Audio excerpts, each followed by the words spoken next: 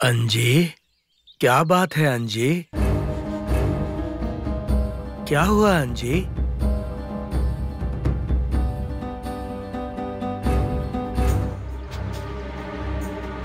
अंजी, मुझे कहाँ ले जा रहे हो? अंजी, अंजी, अरे अंजी, अंजी मुझे कहाँ ले जा रहे हो? अंजना बेटी, हाँ बोलो, क्या हुआ बेटी? माँ ने क्या मुझे मारा। क्यों? मुझे नहीं पता, मैं बाहर खेल रही थी और मुझे घर आने से भी मना कर दिया पिताजी। मेरी लाडली बच्ची, उसको ऐसी बीमारी हुई है जो बिना वजह मारने लगती है। कोई बात नहीं बेटी, बैठो, तुम बैठो, मैं तुम्हारी माँ से बात करूंगा। मुझे घर आने को सोच के भी बहुत डर लगता है। डरने की जरूरत नहीं है बेटी, मैं हूँ ना। रो मत बेटी, आज मैं घर जाकर तुम्हारी माँ को अच्छी तरह समझाऊंगा, वो दोबारा तुम्हारे ऊपर हाथ नहीं उठाएगी। क्या हुआ पंडित जी, क्यों रो रही है ये? क्या हुआ बेटी, क्यों रो रही हो तुम इस तरह? ओहो, ये इतना क्यों रो रही है पंडित जी, क्या हुआ? ऐसा कुछ नहीं है बेटी, इसकी माँ ने जरा डांट दिया। ओह, बस इतना ही? ये क्या बात हुई अंजना, आखिरकार वो तुम्हारी माँ है ना, थोड़ी ही देर बाद तुमको प्यार भी वही करेंगी। वैसे अंजना उतनी नटखट बच्ची भी नहीं है।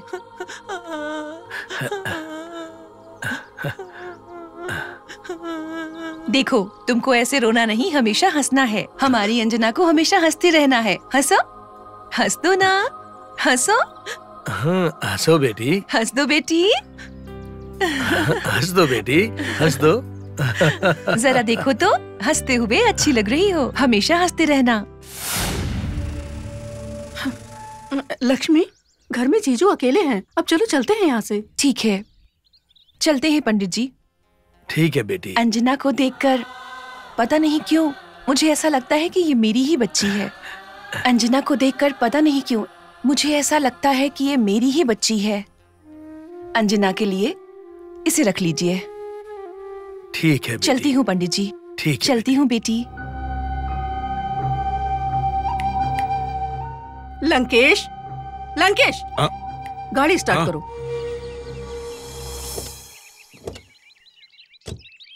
रामदूत हनुमान, श्री रामदूत हनुमान, श्री रामदूत हनुमान।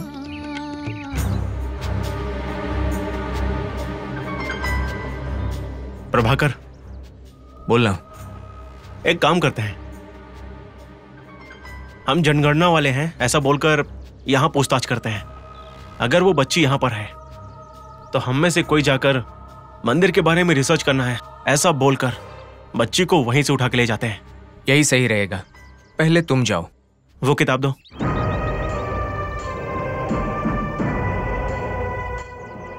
ओके, मैं चलता हूँ।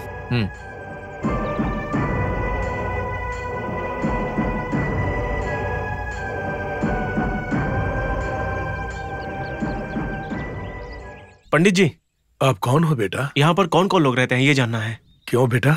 हम जनगणना वाले हैं पंडित जी। यहाँ ज्यादा लोग नहीं रहते बेटा। वो क्यों? हनुमान की तरह मैं भी ब्रह्मचारी हूँ ना। ओह, ऐसा है क्या? ठीक है, मैं चलता हूँ। ठीक है बेटा, चलो। कुछ पता चला क्या?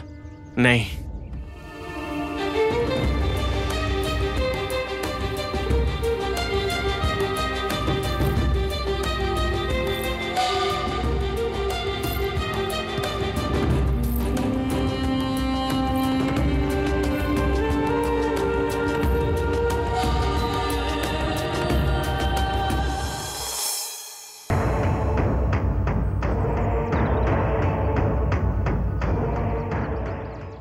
नमस्ते पंडित जी।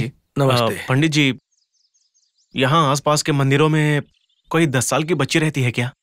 क्यों बेटा? वो क्या है कि गरीबों में समझदार बच्चों की पढ़ाई की सुविधा के लिए सरकार उन लोगों को एक स्कॉलरशिप दे रही है।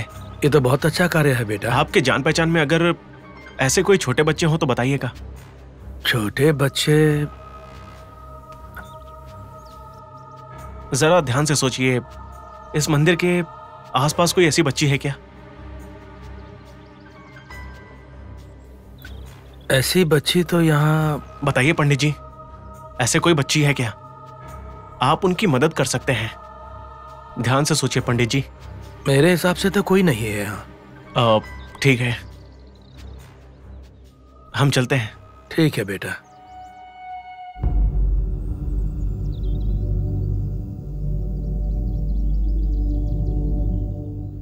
अरे यार, इतना घूमने के बाद मैं बहुत थक गया हूं। आज के लिए बस इतना ही यार। सही कहा। घर चल के आराम करते हैं।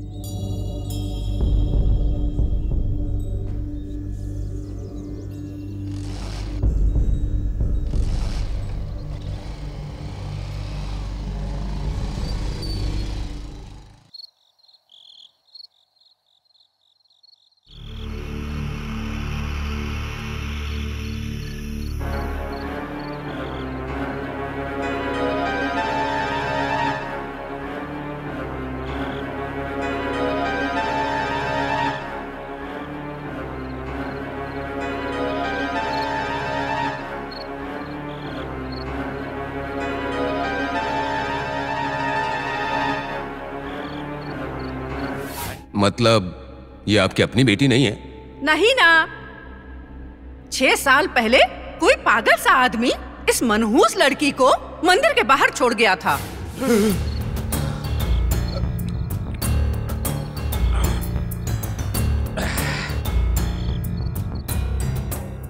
मुझे लगा था कि सांप उस बच्ची को काट लेगा, लेकिन वो बच्ची तो जिंदा घूम रही है। अगर ये बात उस जहरीली नागिन देवयानी को पता चली तो वो तो डस के मुझे ही खत्म कर देगी।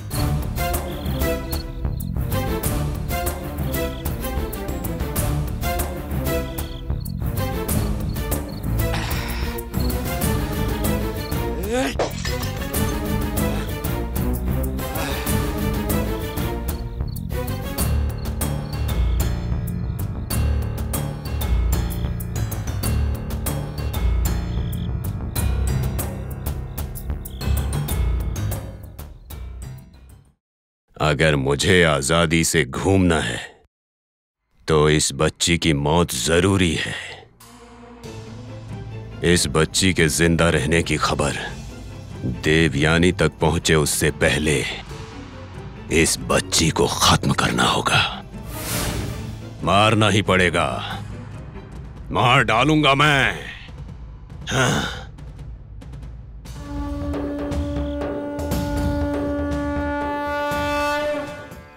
मनसा वाचा कर्मणा, हमें बुरे कर्मों से सदैव दूर रहना चाहिए।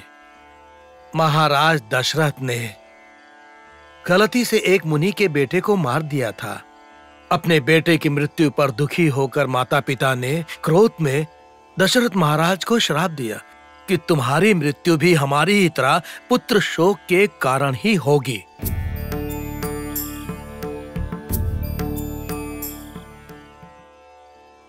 उस पाप के फल के कारण ही दशरथ को कैकेयी की 3 इच्छाओं को पूर्ण करना पड़ा। सीता और राम को वनवास जाना पड़ा। पुत्र शोक से दशरथ महाराज को तड़पते हुए मरना पड़ा। इसलिए पापों का दंड हमारी छाया की तरह हमेशा हमारा पीछा करती रहती है।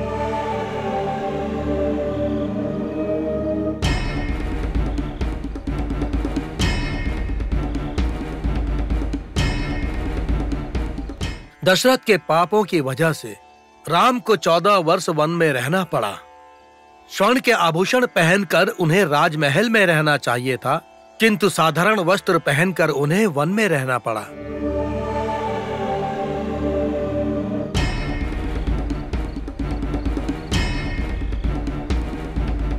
सीता हरण के पश्चात साधारण मनुष्य की तरह अत्यंत दुखी होकर आंसू बहाने पड़े।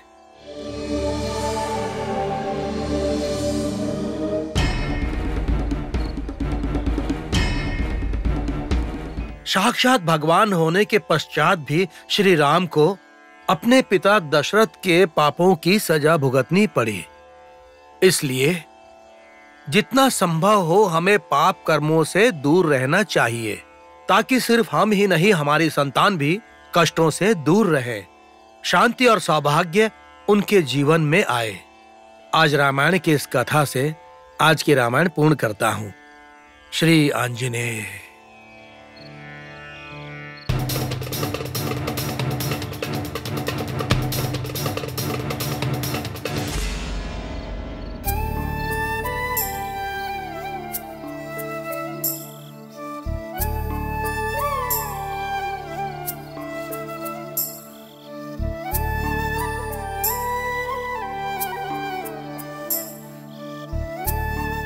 अंजना बेटी, बेटी भूख लग रही है ना? बहुत देर हो गई है ना? चलो चलो चलो, खाना खा लो, खा लो। नहीं पिताजी, अगर माँ को पता चला कि आपने मुझे खिलाया तो आपको बहुत डांटेंगी।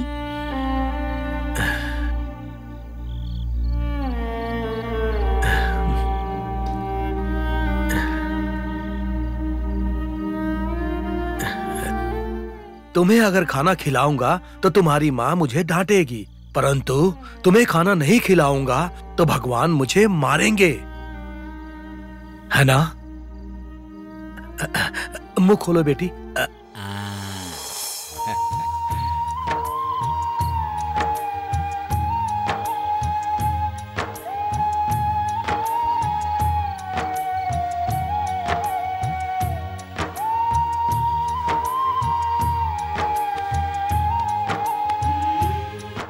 अच्छा है ना बेटी? हाँ?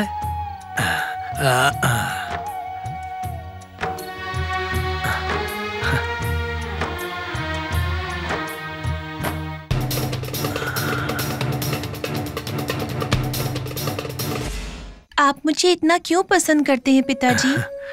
धरती से प्रकट हुई सीता को महाराज जनक इतना प्यार क्यों करते थे, ये तुम्हें कैसे समझाऊं बेटी? खाओ खाओ, तुम खाओ। बस अब और नहीं खाना। तुम्हारा पेट भर गया है क्या? पड़ोसियों की नजर से, आसपास लोगों की नजर से, सब लोगों की नजर से मेरी पुत्री को मुक्ति मिल जाए।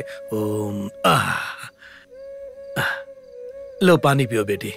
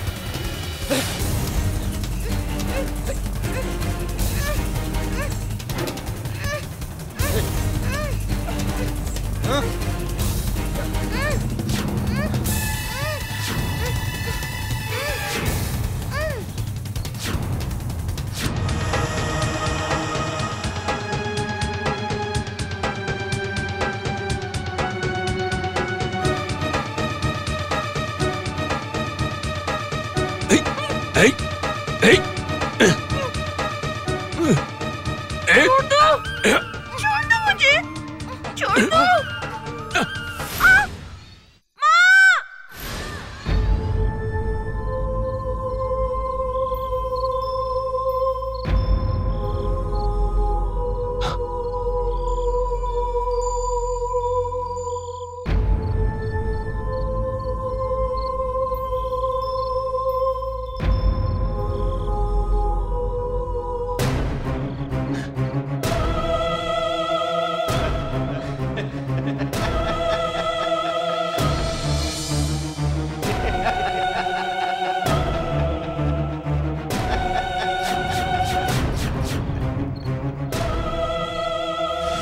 ये तो मर गई।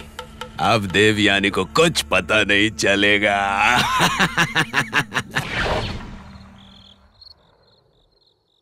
माँ, हाँ? माँ, माँ, माँ, माँ। अरे बाप रे, ये तो अभी जिंदा है। माँ, इसको तो मैं देख लूंगा।